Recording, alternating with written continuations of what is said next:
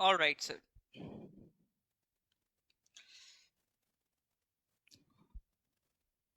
So a very good evening to all of you. हमारा sir APSSB PYQ का session चल रहा है। तो मैं यहाँ पर आपका इंडियन पॉलिटी के अभी क्वेश्चंस डिस्कस कर रहा हूँ। APSSB के जितने भी प्रीवियस ईयर में एग्जाम्स हुए हैं उनके जो क्वेश्चंस हैं उसको कराने का मकसद है कि एक तो आपको ये क्लैरिटी रहे कि किस टाइप के क्वेश्चंस आ रहे हैं, ताकि ऐसा ना हो कि जब एग्जाम नजदीक हो तो आप रैंडम ऐसी चीजें पढ़ने लगे जिनके एग्जाम में आने की प्रोबेबिलिटी बहुत कम है। तो आप to the exam specific point को लेके चले, ये एक पर्पज है ये समझाने का।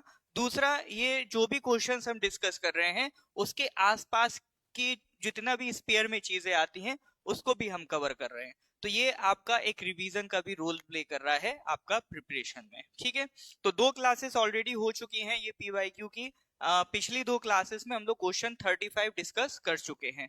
तो ये APSSB के जो 2020 से पेपर्स हुए थे उसको हमने स्टार्ट किया है 2020, 21, 22, इसी सीक्वेंस में हम आगे बढ़ रहे हैं।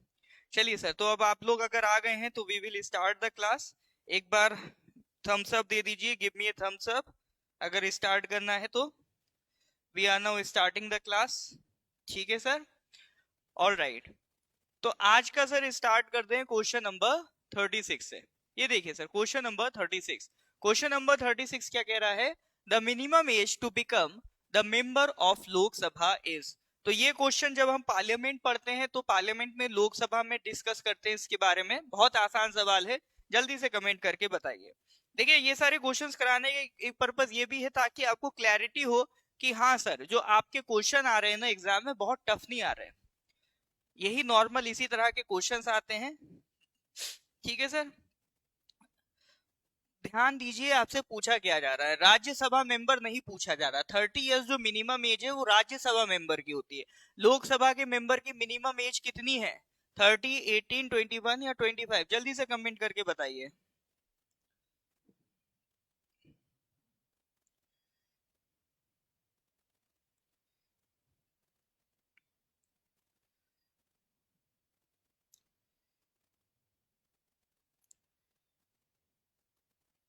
हाँ जी सर, 25।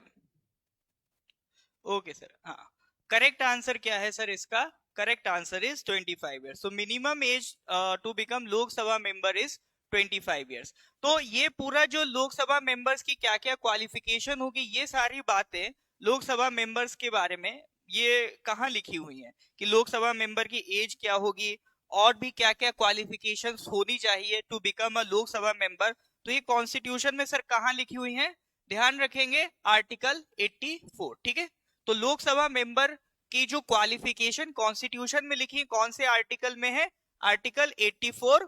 और एक कानून और है sir, representation of the people act 1951, इसमें लिखी हुई है।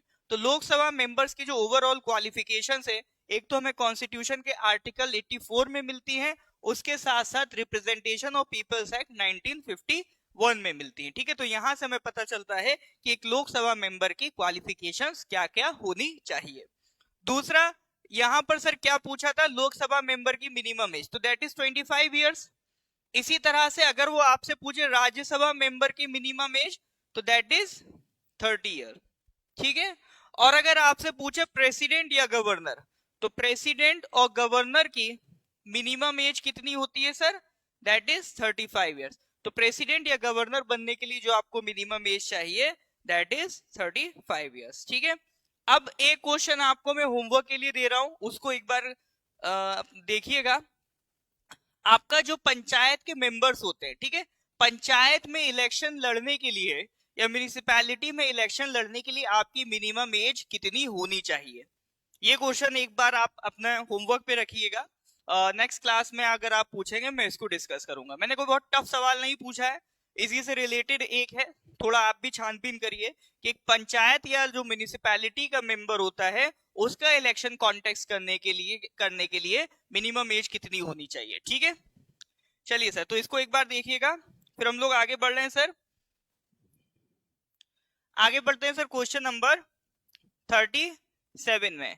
The General Assembly of the United Nations adopted and proclaimed the Universal Declaration of Human Rights on which date? बताइए सर।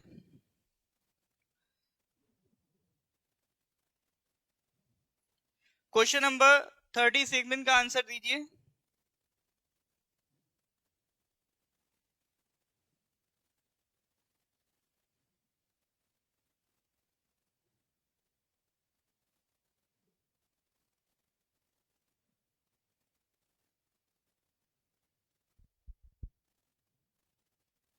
हाँ जी sir, question number 37 correct answer क्या होगा, जल्दी से बताइए।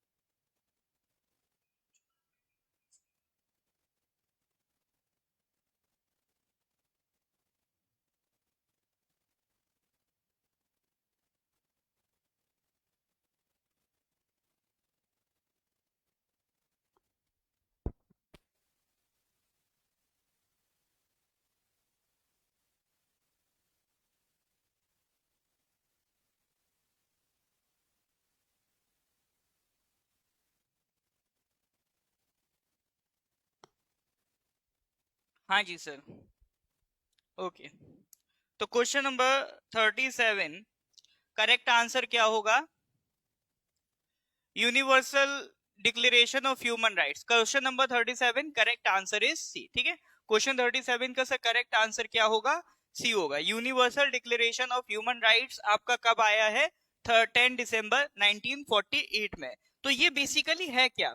देखिए, universal Declaration of Human rights एक यूनाइटेड नेशंस में मीटिंग हुई, उसमें ये डिसाइड हुआ कि सारे कंट्रीज एक बात की शपथ लें या एक बात को एंश्योर करें कि उनके देश में जितने भी लोग हैं उनको एटलीस्ट ये बेसिक राइट्स मिलने चाहिए।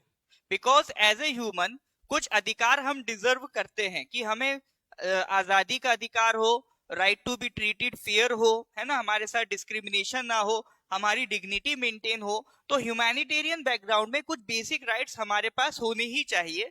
तो इसके लिए यूनाइटेड नेशंस में एक डिक्लेरेशन साइन किया गया।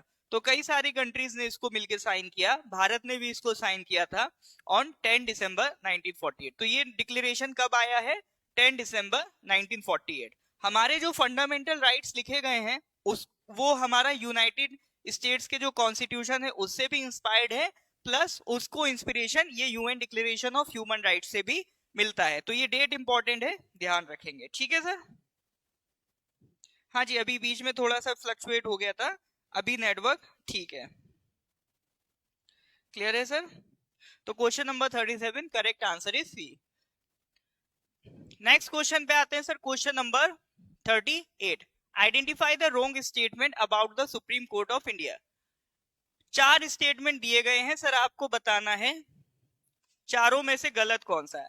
पहला कह रहा है its decision are binding on all courts. बिल्कुल सही बात है, ये तो ठीक है। कैन ट्रांसफर द जजेस ऑफ हाई कोर्ट। हाँ जी सर, जो कलीजियम सिस्टम है सुप्रीम कोर्ट का वो ट्रांसफर भी कर सकता है। Can move cases from Supreme Court to any high court, ये स्टेटमेंट गलत है। ठीक है, can transfer cases from one high court to another high court, ये भी सुप्रीम कोर्ट कर सकता है। तो 4 ऑप्शन में से 3 पावर है सुप्रीम कोर्ट की। तो इनमें से कौन सा स्टेटमेंट रॉन्ग है? सी वाला स्टेटमेंट रॉन्ग है। तो क्वेश्चन नंबर 38 का करेक्ट आंसर क्या हो जाएगा? सी हो जाएगा। अब ये सब लिखा कहां पर है? क्या मैं अपनी मर्जी से बोल रहा हूं? नहीं सर। देखिए, अगर इसमें हम आर्टिकल 141 देखें, ठीक है, कॉन्स्टिट्यूशन का आर्टिकल 141 देखें, तो वो क्या कहता है sir? The law declared by the Supreme court is binding on all courts with in the territory of India. तो एक बार सुप्रीम कोर्ट ने कुछ भी डिक्लेयर कर दिया, कोई भी जजमेंट दे दिया, ठीक है, तो वो सारी कोर्ट्स पे क्या होगा, बाइंडिंग होगा। ये हमें कहां से पता चलता है, आर्टिकल 141 से पता चलता है। कॉन्स्टिट्यूशन में आर्टिकल 124 से लेकर 147 ये सुप्रीम कोर्ट से रिलेटेड आर्टिकल्स हैं, ठीक है। तो कॉन्स्टिट्यूशन में पार्ट 5 जो है, पार्ट 5 का आर्टिकल 124 से 147 किससे रिलेटेड है, सुप्रीम कोर्ट के बारे में बात करते हैं। तो इसमें सॉरी आर्टिकल 141 है, वो बोलता है कि सर अगर सुप्रीम कोर्ट ने कुछ डिक्लेयर किया है तो वो सारी कोर्ट्स पे क्या है, बाइंडिंग है। उसके बाद आर्टिकल 222 ये क्या कहता है, the president may transfer a high court जज from one high court to another high court after consultation with the chief justice of India. अब इसमें आप कहोगे सर ये तो काम प्रेसिडेंट कर रहा है। देखिए सुप्रीम कोर्ट के जजेस के 3 जजेस केसेस आए, फर्स्ट जजेस केस, सेकंड जजेस केस, थर्ड जजेस केस। तो जो सेकंड जजेस केस आया था उसमें सुप्रीम कोर्ट ने ये बोला था कि यहां पर जो चीफ जस्टिस ऑफ इंडिया के साथ कंसल्टेशन है that will be binding on the president, ठीक है। तो जो प्रेसिडेंट ट्रांसफर कर रहे हैं एक हाई कोर्ट से दूसरी हाई कोर्ट, तो वो किसके कहने पे कर रहे हैं, चीफ जस्टिस ऑफ इंडिया के कहने पे, ठीक है। तो consultation chief justice of India से होगी और वो कंसल्टेशन क्या होगी, बाइंडिंग होगी। तो यानी इनडायरेक्टली आप कह सकते हो कि जो जजेस का ट्रांसफर है वो कौन कर सकता है, सुप्रीम कोर्ट। तो आर्टिकल 222 की वजह से हमारा स्टेटमेंट बी भी सही हो जाता है। लेकिन जो स्टेटमेंट सी है उसको सपोर्ट करने के लिए ऐसा कोई भी प्रोविजन हमें नहीं मिलता है। बाद में हम डी ऑप्शन पे आते हैं।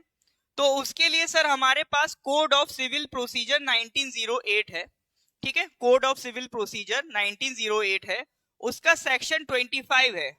वो क्या कहता है, Supreme Court has the power to transfer any case, appeal और proceedings from one high court to another high Court. जैसे हाई कोर्ट्स कई बार सुप्रीम कोर्ट क्या करती है कि मान लीजिए किसी स्टेट की कोर्ट में कोई केस चल रहा है, अगर सुप्रीम कोर्ट को लगता है कि उस स्टेट में उस केस की फेयर हियरिंग नहीं हो पाएगी क्योंकि उस स्टेट की कुछ ऐसी फोर्सेस हैं जो हो सकता है इंटरफेयर करें, तो वो दूसरे स्टेट की हाई कोर्ट में वो केस ट्रांसफर कर सकता है। तो ये बात हमें कहां से मिलती है, कोड ऑफ सिविल प्रोसीजर 1908 के सेक्शन 25 से। तो स्टेटमेंट ए बी डी ठीक है, बाकी जो स्टेटमेंट सी है दैट इज रॉन्ग, ठीक है सर। यहां तक सुप्रीम कोर्ट में जो नंबर ऑफ जजेस हैं currently sanctioned strength is 34। Supreme Court में current sanction strength is 34 including Chief justice of India, ठीक है। तो एक चीफ जस्टिस भी इसमें इंक्लूडेड है, तो ये ध्यान रखेंगे। आ रही है बात समझ में, क्लियर है तो give me a thumbs up. हाँ जी सर, कोई डाउट होने से पूछ लीजिए, क्लियर है तो give me a thumbs up.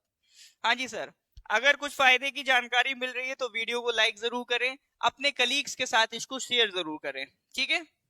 चलिए नेक्स्ट क्वेश्चन पे आते हैं सर, क्वेश्चन नंबर 39 क्या कह रहा है, अरुणाचल असेंबली कॉन्स्टिट्यूट्स ऑफ, बताइए सर इसका करेक्ट आंसर क्या है। Arunachal assembly constitutes of 58 MLA, 60, 62, 59। ये तो सर आज का सबसे आसान सवाल है, तो जिसका कोई भी सवाल सही नहीं हो रहा हो इसको जरूर टिक करें, ठीक है, ये गलत नहीं होना चाहिए। बताइए sir, Arunachal assembly constitutes of 58 MLA, 60 MLA, 62 MLA and आपका 59 एमएलए। बताइए सर करेक्ट आंसर क्या होगा। हाँ सर ये तो बहुत आसान सवाल है, इसमें गलती नहीं होनी चाहिए। हाँ sir correct answer is 60 MLA, ठीक है। तो अपनी जो अरुणाचल की असेंबलीज है उसमें कितने एमएलए हैं, 60 एमएलए, 60 की स्ट्रेंथ है उसकी।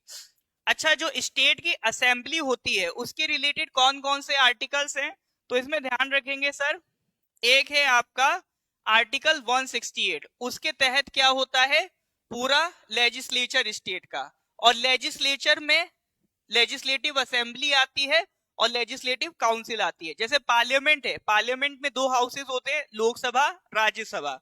इसी तरह से स्टेट लेजिस्लेचर होता है, क्या होता है सर, स्टेट लेजिस्लेचर। इसमें कुछ स्टेट में तो सिर्फ लेजिस्लेटिव असेंबली होती है, कुछ स्टेट्स में लेजिस्लेटिव के साथ असेंबली के साथ साथ लेजिस्लेटिव काउंसिल होती है। जहां पर दोनों होंगे उसको कहेंगे बाइकैमरल लेजिस्लेचर, जहां पर सिर्फ लेजिस्लेटिव असेंबली होगी उसे कहेंगे यूनिकैमरल लेजिस्लेचर। अपने अरुणाचल में सिर्फ लेजिस्लेटिव असेंबली है, लेजिस्लेटिव काउंसिल नहीं है। तो ओवरऑल जो स्टेट लेजिस्लेचर है उसके लिए सर आर्टिकल कौन सा है, आर्टिकल 168। और जो लेजिस्लेटिव काउंसिल होती है उसके लिए होता है आर्टिकल 169। ठीक है, इंडिया में अपने देश में 6 स्टेट्स ऐसे हैं जिनकी क्या है, लेजिस्लेटिव काउंसिल है। उनको याद रखने की भी निमोनिक में बताता हूं, टुम्बक। टुम्बक बोले तो आपका तेलंगाना, उत्तर प्रदेश, महाराष्ट्र, बिहार, आंध्र प्रदेश, कर्नाटका। तो ये 6 स्टेट्स हैं जिसमें क्या होती है, लेजिस्लेटिव काउंसिल।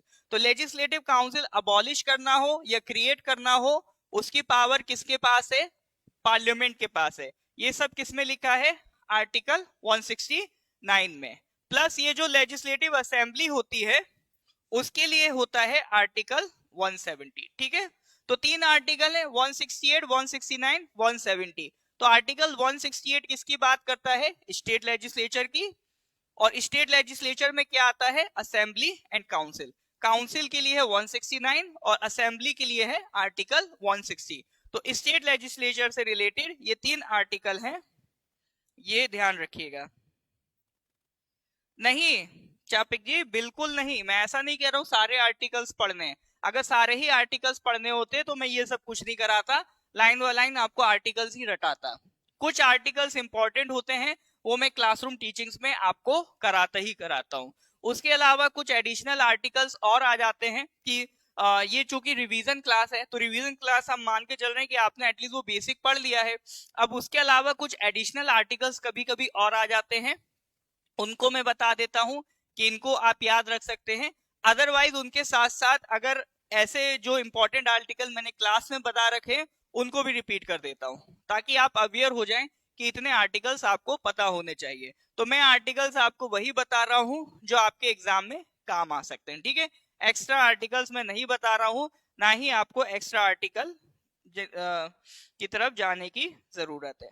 ठीक है, दोपुम जी देखिए शॉर्ट एक्सप्लेनेशन वाली बात नहीं है, बात ऐसी है कि हर एक क्वेश्चन में जितना रिक्वायरमेंट है हम कर रहे हैं।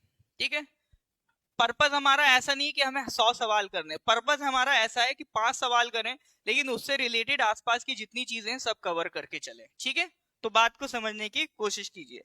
चलिए सर, ये हो गया क्वेश्चन नंबर 39। नेक्स्ट क्वेश्चन आते हैं क्वेश्चन नंबर 40। ये भी देखो सब प्रीवियस ईयर के सवाल है सर, सीजीएल जो 2022 था उसका ये सवाल है। राजीव गांधी यूनिवर्सिटी कैसी यूनिवर्सिटी है, central university, state university, deemed university या फिर प्राइवेट यूनिवर्सिटी। हाँ जी सर, ये भी सवाल आसान है, जल्दी से बताइए। हाँ जी बिल्कुल, जो मैं बता रहा हूँ उतना एनफ है। अब देखो यहाँ पर तो मैं वही आर्टिकल्स बता पाऊंगा जो उस क्वेश्चन से रिलेटेड है, मैंने क्लासरूम में हाँ जितने बता रखे हैं उतने एनफ हैं। ठीक है,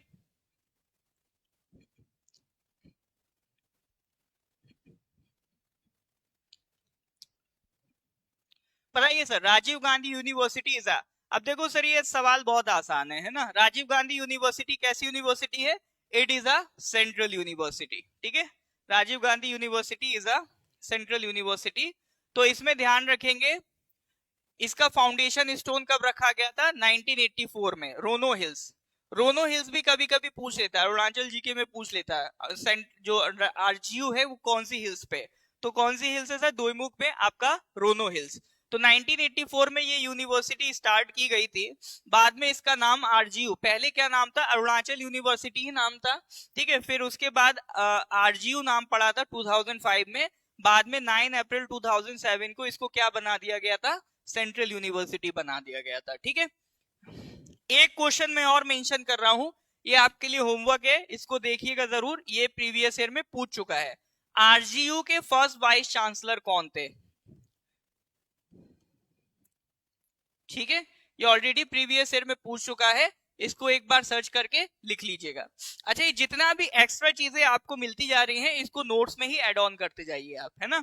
तो आरजीयू के फर्स्ट वाइस चांसलर का नाम आपको देख के लिखना है। ठीक है, ये ऑलरेडी एक बार प्रीवियस ईयर में पूछ चुका है। चलिए सर, तो that is question number 40। Question number 41 पे आते हैं। The Constitution of India came into force on 26 जनवरी 1950, 49 नवंबर 1949। अब ये क्या सर, ये तो बहुत ही आसान सवाल है। कॉन्स्टिट्यूशन कब आया था सर? 26 जनवरी 1950। सवाल आसान है, लेकिन मैं मेक श्योर कर रहा हूं आपका टाइम वेस्ट ना हो, इसीलिए हर एक क्वेश्चन से रिलेटेड कुछ ना कुछ एडिशनल जानकारी आपको दे ही रहा हूं। ठीक है, तो देख लो सर। देखो ऐसा हुआ था, कॉन्स्टिट्यूशन जो है वो डेफिनेटली सर हमारा कब एनफोर्स हुआ था? 26 जनवरी 1950 को, और अडॉप्ट हुआ था 26 नवंबर 1949 को। पिछली दो क्लासेस से हम ये बार बार पॉइंट डिस्कस करते आ रहे हैं। देखिए ओवरऑल तो पूरा कॉन्स्टिट्यूशन 26 जनवरी 1950 को एनफोर्स हो गया था, बट स्टिल इसके कुछ ऐसे प्रोविजंस थे जो 26 नवंबर 1949 से ही लागू कर दिए गए थे। तो कौन कौन से वो आर्टिकल्स थे? आर्टिकल 5 to 9, आर्टिकल 60, 324, 366, 367, 379, 380, 388, 91, 92, 93, ये कुछ आर्टिकल्स ऐसे थे जो 26 नवंबर 1949 को ही एनफोर्स कर दिए गए थे।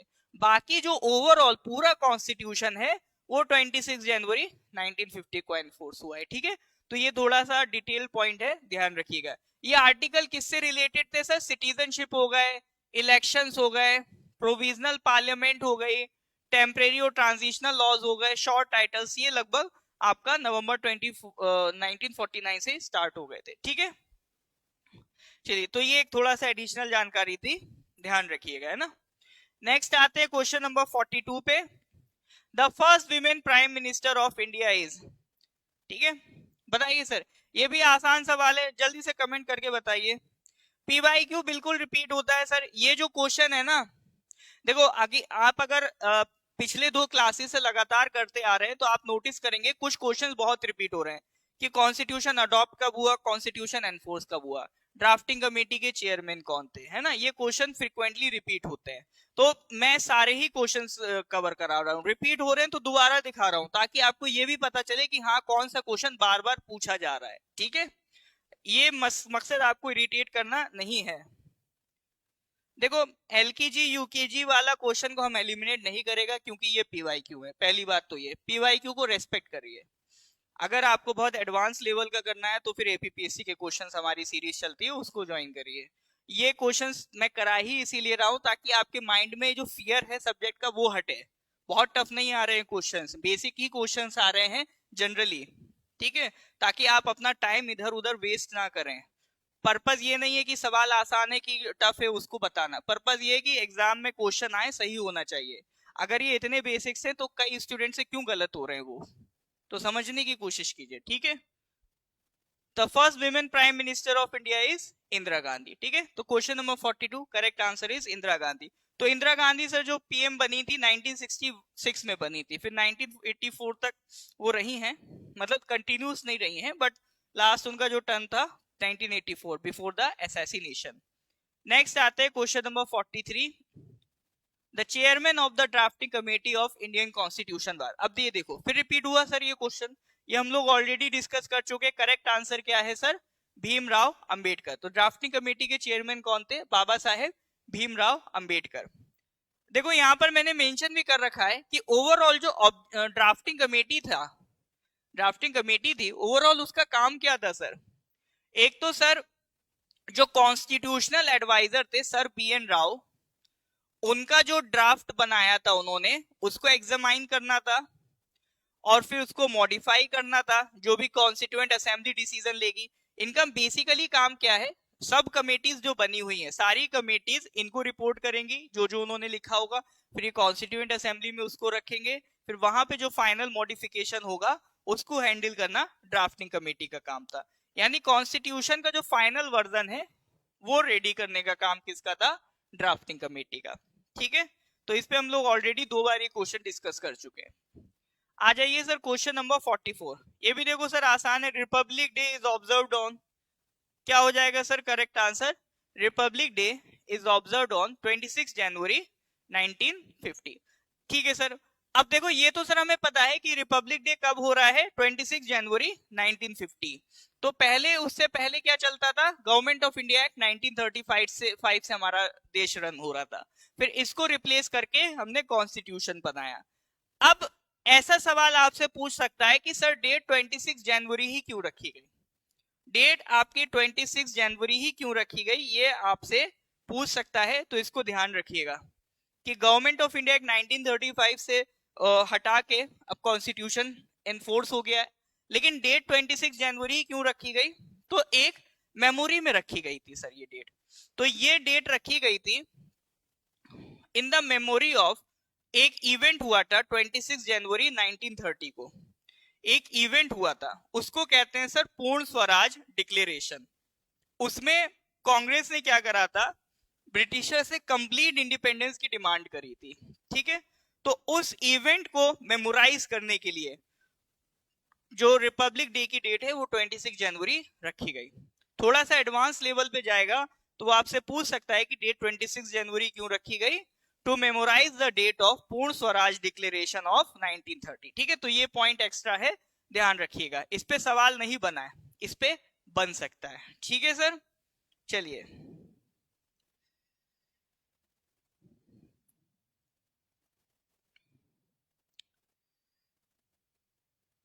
कमेंट्स लोग सर साइड में नहीं आ तो नहीं आ रहे हैं। देखिए सब अपने ही एस्पिरेंट्स है ना, तो हम सबको लेके चलते हैं। उनको भी देखिए जानने का अधिकार है कि हम ऐसा क्यों कर रहे हैं, है ना, राइट टू इंफॉर्मेशन। चलिए, the commander in chief all the three arm forces, ये क्वेश्चन भी देखो रिपीट हुआ है, हमने प्रीवियस मतलब पिछले जो क्वेश्चन देखे थे उसमें देखा था, ये क्वेश्चन फिर रिपीट दिख रहा है। तो उस बार आया था supreme commander of all the defence forces, कौन सा है, तो उसी से रिलेटेड है। The commander in chief of all the three arm forces, answer president, ठीक है। क्या है सर, प्रेसिडेंट। यहाँ पर देखो मैंने मेंशन कर दिया है प्रेसिडेंट की पावर क्या क्या है। अच्छा, मैंने यहाँ पर ये जो पीडीएफ है ऑलरेडी टेलीग्राम चैनल पे शेयर कर दी थी, ठीक है। आज शाम में ही ये पीडीएफ पूरी शेयर कर दी थी, जितने क्वेश्चंस इसमें हो गए हैं, तो वहां से आप डाउनलोड कर सकते हैं। लिंक नहीं भी मिल रहा है तो टेलीग्राम चैनल में जाके simple north east PSC search कर लीजिए, हमारा टेलीग्राम चैनल आपको मिल जाएगा, ठीक है। फिर भी मैं देखो बोल दूंगा डिस्क्रिप्शन में लिंक डालने का वीडियो के, प्लस इस वीडियो की रिकॉर्डिंग नॉर्थ ईस्ट पीएससी के यूट्यूब चैनल में भी पड़ेगी, तो वहां से भी आप हमारा टेलीग्राम चैनल देख सकते हैं, उसमें पीडीएफ आपको मिल जाएगा, ठीक है। तो क्या क्या सर पावर्स एंड फंक्शंस हैं प्रेसिडेंट के। एक तो सर जो भी डिसीजन लिए जाते हैं वो प्रेसिडेंट के नेम में लिए जाते हैं। दूसरा, पार्लियामेंट को डिसॉल्व करना, समन करना, सेशन एड्रेस करना, बिल्स में एसेंट देना, ऑर्डिनेंस पास करना, राज्यसभा नॉमिनेट करना मेंबर, ये सारा काम प्रेसिडेंट का है। मनी बिल रिकमेंड करना, यूनियन बजट को प्रेजेंट करना, फाइनेंस कमीशन बनाना, ये काम भी प्रेसिडेंट का है। जजेस अपॉइंट करना, ठीक है, एज पर आर्टिकल 143 सुप्रीम कोर्ट की एडवाइस या ओपिनियन लेना, पार्डनिंग पावर, ठीक है, ये आर्टिकल 72 के तहत पार्डनिंग पावर, ये सारा काम भी प्रेसिडेंट का है। National emergency under article 352, state emergency या कह लो president rule under article 356, financial emergency under article 360, तो ये इमरजेंसी इन्वोक और रिवोक करना भी प्रेसिडेंट का काम है। और क्या है sir, supreme commander of all the defence forces president है। और जितने भी इंटरनेशनल ट्रीटीज और एग्रीमेंट्स होते हैं वो सब किसके नाम में होते हैं, प्रेसिडेंट के नेम में होते हैं। तो ओवरऑल क्लास में हम जितनी भी प्रेसिडेंट की पावर पढ़ते हैं उन सब को समराइज करके मैंने यहाँ पर मेंशन कर दिया है, ठीक है। चलिए सर, ये हो गया सर क्वेश्चन नंबर 45। आगे बढ़ते हैं question number 46। The capital of Karnataka is, तो ये एक क्वेश्चन ऑलरेडी मैंने आपको पिछली क्लास में दिखाया था जिसमें छत्तीसगढ़ की कैपिटल पूछी थी। ये 2023 में एमटीएस में भी क्वेश्चन आया है, इसमें कर्नाटका की कैपिटल पूछी है। तो कभी कभी ऐसा होता है स्टेट्स की कैपिटल पूछ लेता है, ठीक है। देखिए वीडियो भी आ रहा है, स्क्रीन में कमेंट भी प्रॉपर आ रहा है, क्योंकि हम लोग जब भी क्लास लेते हैं तो एक फोन में लाइव क्लास ऑन करके रखते हैं ताकि हमें पता चलता रहे अपना एस्पिरेंट को कैसा दिख रहा है, इसीलिए एक हमारा उसमें फोन में चलता रहता है ना। तो प्रॉपर आ रहा है, ऐसा करिए, कोशिश करिए फेसबुक ऐप डाउनलोड करें, है ना। अगर लाइव क्लास फेसबुक पे प्रॉपर करनी तो फेसबुक ऐप को यूज करें। फिर भी नहीं काम कर रहा है तो उसको ऐप को बंद करके दोबारा से स्टार्ट करें, लिंक को ओपन करें, ठीक है। चलिए, हाँ, तो कैपिटल क्या है कर्नाटका की? बेंगलुरु, ठीक है। कर्नाटका की कैपिटल क्या है? बेंगलुरु। अच्छा, यहां पर जब बात यहां तक पहुंची गई है तो मैं एक एडिशनल फैक्ट पे और आपको ले जाता हूं कि कर्नाटका का फॉर्मेशन डे कब सेलिब्रेट करते हैं। तो ध्यान रखेंगे, कर्नाटका का फॉर्मेशन डे सेलिब्रेट करते हैं नवंबर 1 को। देखिए, कर्नाटका एज ए स्टेट तो आपका बन गया था 1956 में, ये बात मैंने बता रखी है।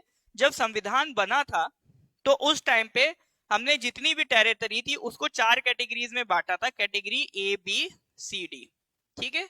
फिर बाद में जो कॉन्स्टिट्यूशन में 7th अमेंडमेंट हुआ था और स्टेट रीऑर्गेनाइजेशन एक्ट ऑफ 1956 आया था, उससे हमने ये 4 कैटेगरीज खत्म करके सारी टेरिटरीज को 2 पार्ट्स में बांट दिया था, एक स्टेट्स, दूसरा यूनियन टेरिटरीज, ठीक है। तो स्टेट्स हमने किस में लिखे? पार्ट 6 में, और यूनियन टेरिटरीज किस में लिखी? पार्ट 8 में। तो उसी टाइम पर आपका कर्नाटका एज ए स्टेट बन गया था, लेकिन स्टेट का नाम कर्नाटका नहीं था। Initially the unified state was named Mysore. तो पहले जो प्रिंसली स्टेट था, स्टेट ऑफ मैसूर, उधर उसी के नाम पे नाम क्या पड़ गया था? मैसूर पड़ गया था। फिर बाद में जितने भी आपका कन्नड़ स्पीकिंग रीजन्स थे उनको ध्यान में रखते हुए आपका ये जो पूरा स्टेट का नाम है वो क्या रख दिया गया? कर्नाटका। तो ये बन तो सर आपका 1956 में स्टेट गया था, बट इसका जो नेम चेंज हुआ है to Karnataka, it was done on November 1, 1973, ठीक है। तो इसी वजह से आपका उसी दिन क्या सेलिब्रेट करते हैं? कर्नाटका फॉर्मेशन डे, या फिर कह लो कन्नड़ राज्योत्सव। तो ये कब होता है सर? नवंबर 1, 1973।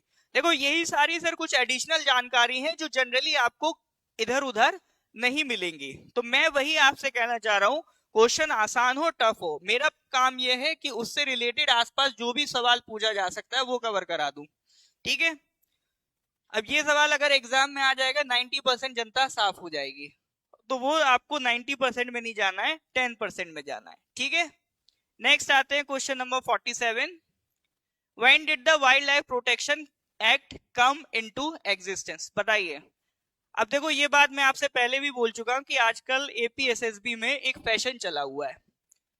फैशन क्या है सर? कोई कानून दे देंगे, उसका ईयर पूछ लेंगे। राइट टू एजुकेशन पूछ चुका है, राइट टू इंफॉर्मेशन पूछ चुका है, वाइल्ड लाइफ प्रोटेक्शन एक्ट पूछ लिया है। एपीपीएससी में जाएंगे तो उन्होंने एक एनवायरमेंट प्रोटेक्शन एक्ट भी पूछ रखा है। जनरली जो होता है, अपना पॉलिटी से रिलेटेड जो लॉ होते हैं वो एपीएसएसबी पूछता है, एनवायरमेंट से रिलेटेड एपीपीएससी पूछता है।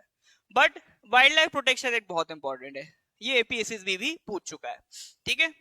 तो ये वाइल्ड लाइफ प्रोटेक्शन एक्ट कब आया है सर? Correct answer is 1972। तो जितने भी सर हमारे नेशनल पार्क्स वगैरह हैं उन सबको रेगुलेट किससे किया जाता है? वाइल्ड लाइफ प्रोटेक्शन एक्ट 1972 से किया जाता है।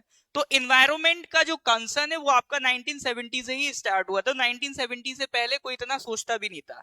तो आपका एक inter governmental panel for climate change एक रिपोर्ट आई थी आईपीसीसी की, जब उन्होंने कहा कि भाई दुनिया खतरे में है, टेम्परेचर बहुत ज्यादा राइज हो रहा है, कभी भी जा सकते हो, तब जाके 1970s में दुनिया की सरकारों ने इन्वायरमेंट का कंसर्न पे काम किया। तो उसी दौरान भारत ने भी wild life protection act 1972 draw किया। नेक्स्ट क्वेश्चन आते हैं, question number 48। Which of the following schedule is related to languages mentioned in the Constitution of India? ये देखो, मैं जब भी पॉलिटी का क्लास लेता हूं तो मेरा जो दूसरा लेक्चर होता है वो शेड्यूल्स ऑफ द कॉन्स्टिट्यूशन पे होता है, और मैं वहां ये बात जरूर बोलता हूं कि शेड्यूल्स पे क्वेश्चन आपका आते रहते हैं, ठीक है। अच्छा, अमरजीत सर कुछ बोलना चाहेंगे आपसे?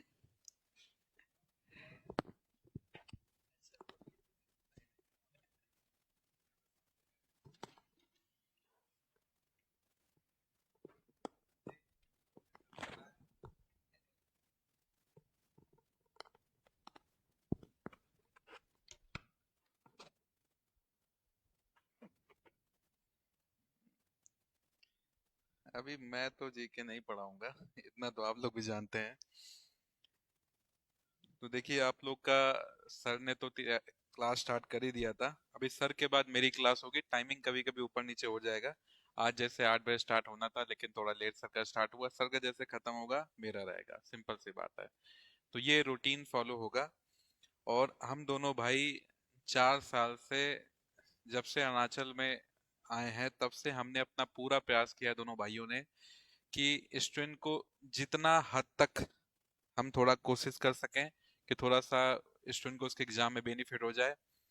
कई लोगों को जो ऑफलाइन के स्टूडेंट हैं, ऑनलाइन के स्टूडेंट को जानकारी है। कई लोग जो हमारे पुराने स्टूडेंट हैं जो अभी सीएसएल रिवीजन क्लास अटेंड कर रहे हैं, आपको जानकारी नहीं होगा। अभी बीच में इंतकाब सर की तबीयत काफी खराब हो गई थी। ये बंदा तो बोलने वाला है नहीं, है ना। काफी ज्यादा सर की तबीयत खराब हो गई थी। सर लगभग 1 महीना, इतना कभी पहले नहीं हुआ, 1 महीना रेस्ट पूरा लेना पड़ा प्रॉपर। उसके बाद जब भी सर से बात होता था उनका यही होता था कि मैं सीएसएल के पहले आ जाऊंगा, मैं सीएसएल पहले आ जाऊंगा।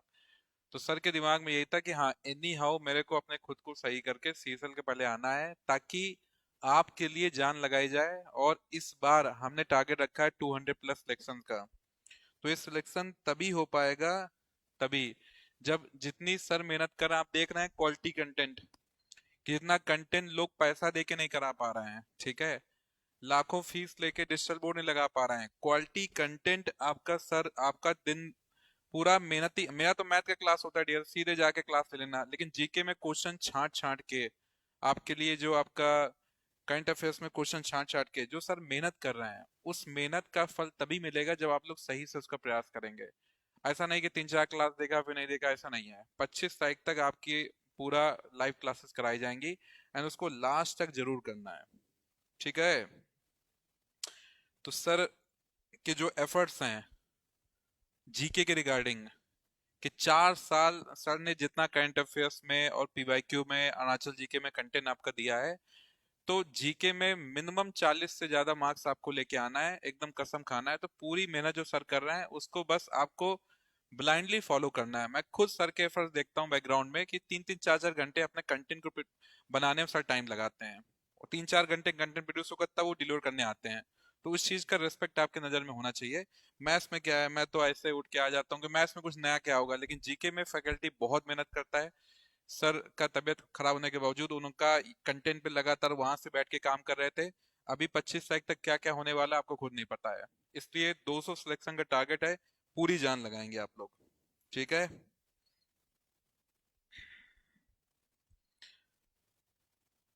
हाँ जी, हाँ जी, हाँ जी, हाँ जी। नहीं, इसलिए डिस्टर्ब करने आए हैं, इसलिए डिस्टर्ब करने आए हैं कि ऐसा नहीं कि कुछ दिन देखा जैसे आज आपको 5 मिनट वेस्ट भी लग रहा है, मेरे 5 मिनट वेस्ट क्यों हो रहा है। सेम अगर टीचर बैकग्राउंड से 5 घंटे लगा रहा है, ठीक है, मैं तो एक एक्सप्रेसिव नेचर है, जैसे आपका एक्सप्रेसिव नेचर है, वहां से बैठ के आप कमेंट कर रहे हैं, तो इसलिए एक्सप्रेस कर रहा हूँ कि उस चीज का मेहनत का फल मिलना चाहिए, बस ये बात है ना। चलिए, जैसे सर का क्लास कंप्लीट होगा उसके बाद मेरी क्लास स्टार्ट होगी। टाइमिंग थोड़ा ऊपर नीचे होगा, लेकिन आप पकड़ लीजिए, इंतकाब सर के क्लास के बाद मेरा मैथ का क्लास हुआ करेगा।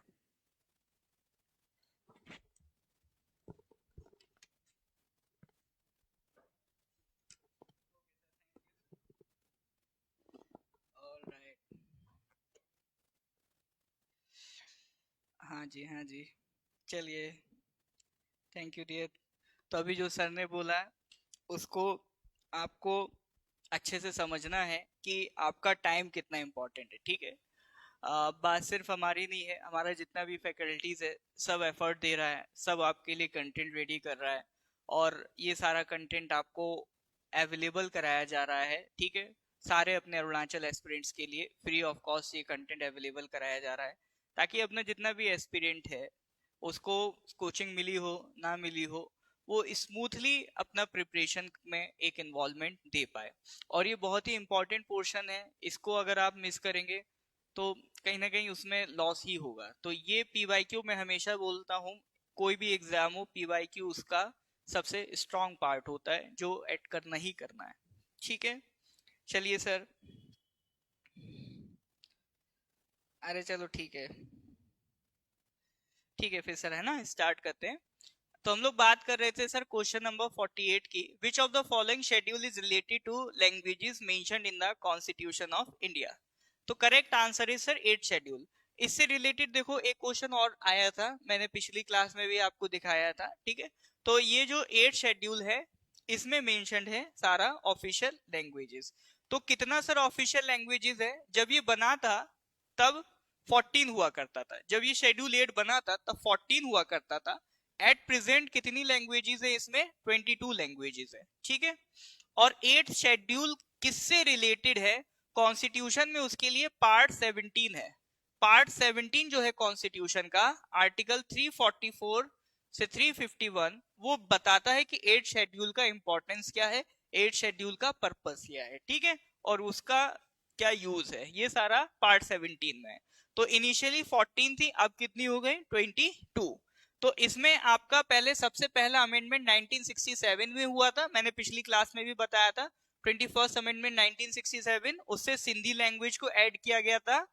उसके बाद 71st अमेंडमेंट 1992 का हुआ था, उससे कोंकणी, मणिपुरी और नेपाली को ऐड किया गया था। उसके बाद 92nd अमेंडमेंट 2003 में हुआ था, उससे आपका बोडो, डोगरी, मैथिली, संथली इन लैंग्वेजेस को ऐड किया गया था, ठीक है। इसमें ये बात और ध्यान रखेंगे, इन 22 लैंग्वेजेस में इंग्लिश इंक्लूडेड नहीं है ना, ये ध्यान रखेंगे, इसमें आपका इंग्लिश इंक्लूडेड नहीं है, ठीक है सर। चलिए, तो यहां तक सर अगर आपको अच्छा लग रहा है, समझ में आ रहा है, तो एक बार वीडियो को लाइक कर दीजिए और अपने कलीग्स के साथ इसको शेयर कर दीजिए ताकि ज्यादा से ज्यादा लोगों को इसका प्रॉफिट हो सके, ठीक है। नेक्स्ट आते हैं सर क्वेश्चन नंबर 49 पे। How many high courts are there in India, ठीक है। ये ऑलरेडी हमारे नोट्स में ये सारी चीजें आपका मेंशन्ड है, मैं वहां पर आपको बता भी चुका हूँ। हमारी ओल्डेस्ट हाई कोर्ट 1862 की कैलकाटा हाई कोर्ट है, और अभी तक की जो न्यूएस्ट हाई कोर्ट है वो 2019 में आंध्र प्रदेश हाई कोर्ट बनी है। तो एज ऑफ नाउ इसका करेक्ट आंसर हम बात करें तो एट प्रेजेंट कितनी हाई कोर्ट्स हैं? 25 हैं, आगे और भी बन सकती है। तो हाई कोर्ट से रिलेटेड कुछ प्रोविजंस हैं, उनकी हम बात कर लेते हैं। जैसे हाई कोर्ट के बारे में कॉन्स्टिट्यूशन में कहां लिखा है? तो आर्टिकल 214 से 231 in part 6 of the constitution, ठीक है। आर्टिकल 214 से लेकर 231 जो है पार्ट 6, उसमें आपका किससे रिलेटेड लिखा है? हाई कोर्ट से रिलेटेड लिखा है। उसके बाद आपका जो 7th अमेंडमेंट हुआ था 1956 का, उसने पार्लियामेंट को अथॉरिटी दे रखी है कि पार्लियामेंट चाहे तो एक हाई कोर्ट को एक से ज्यादा स्टेट की रेस्पॉन्सिबिलिटी दे सकता है, ठीक है। ये अथॉरिटी 7th अमेंडमेंट से पार्लियामेंट के पास है। और हाई कोर्ट में स्ट्रेंथ कितनी होगी जजेस की, ये कौन डिसाइड करता है? प्रेसिडेंट डिटरमाइन करता है, ठीक है। जैसा जैसा वर्कलोड होगा उसके अकॉर्डिंगली स्ट्रेंथ को बढ़ाया जा सकता है, तो ये कौन करेगा? प्रेसिडेंट करेगा। नेक्स्ट, जो हाई कोर्ट के चीफ जस्टिस होते हैं वो कैसे अपॉइंट होते हैं? उसके लिए कंसल्टेशन होती है, अपॉइंट प्रेसिडेंट करेंगे, ठीक है।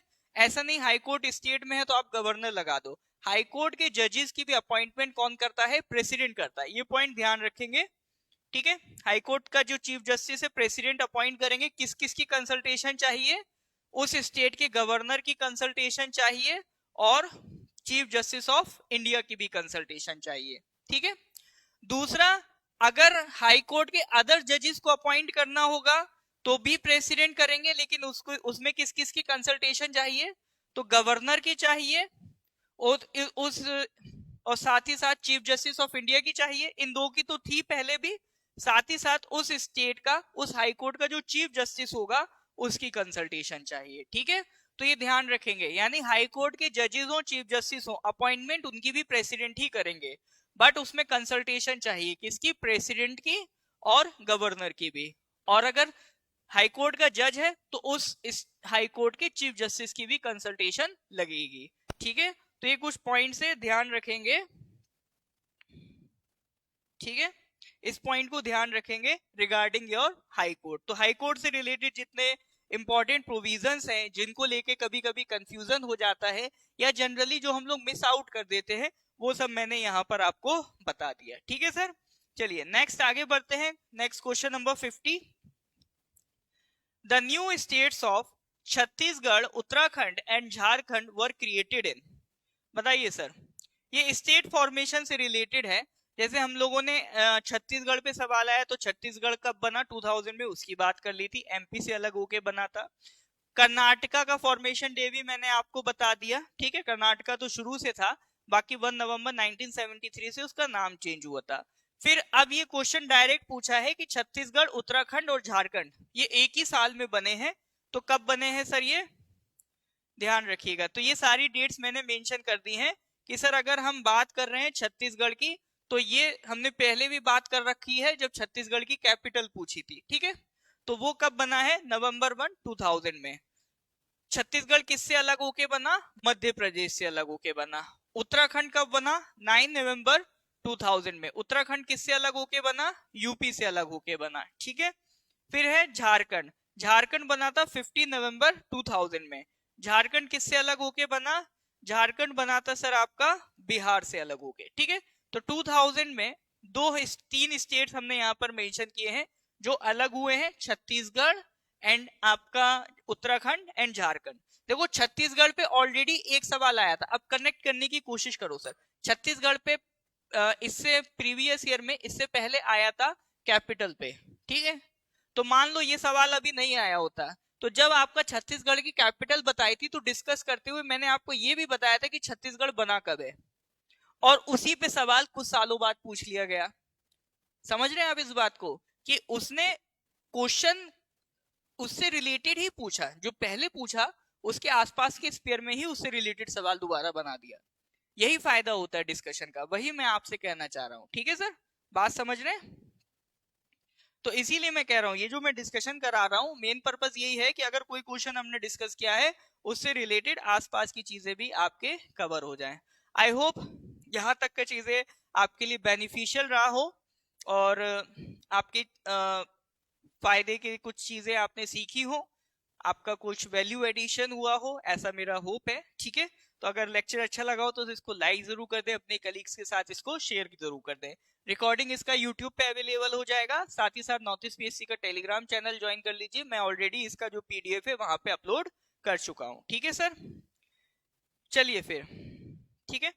तो आगे के फिर क्वेश्चन हम लोग अगली क्लास में डिस्कस करते हैं। अभी आपका मैथ्स का क्लास स्टार्ट होने जा रहा है, तो 5 मिनट का ब्रेक लीजिए, फिर वापस से मैथ्स की क्लास में सेम एनर्जी के साथ आना है, ठीक है सर। ऑल राइट, मिलते हैं सर नेक्स्ट क्लास में। Till then good bye, have a nice day.